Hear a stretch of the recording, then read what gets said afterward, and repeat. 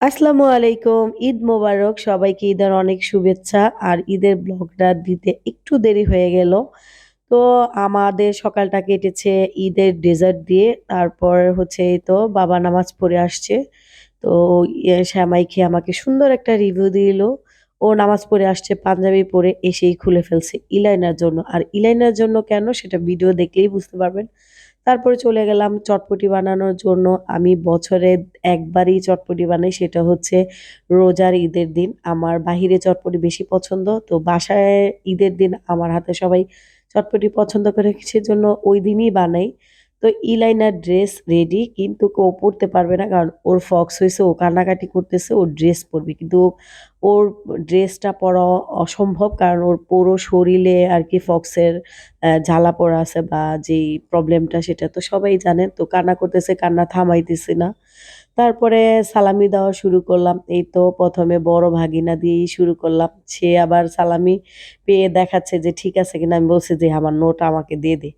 তো এই মোমেন্ট গুলো অনেক মজার। তারপরে জনি ওর ভাইকে সালামি দিল। তাকে দিয়েও আবার গোনাইতেছে।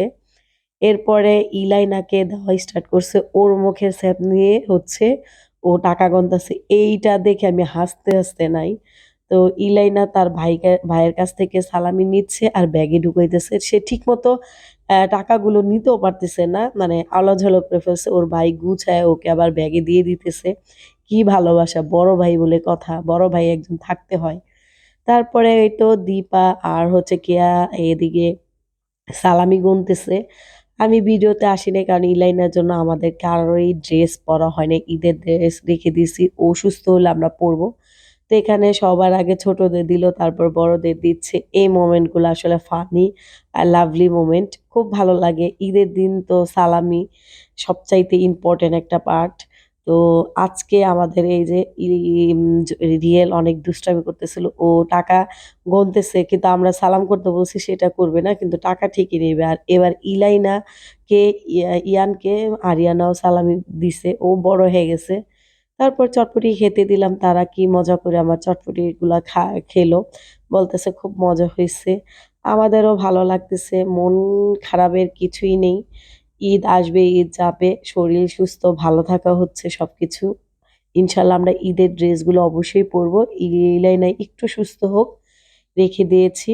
তো সবাই খাবারের রিভিউ দিল। আর আমি হচ্ছে মেহেদি দিতে পারি নাই। স্নেহার মেহেদিগুলো একটু ভিডিও করে নিয়েছিলাম।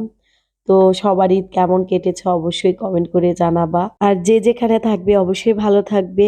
আর ইলাইনার জন্য দোয়া করবে। আল্লাহ হাফেজ।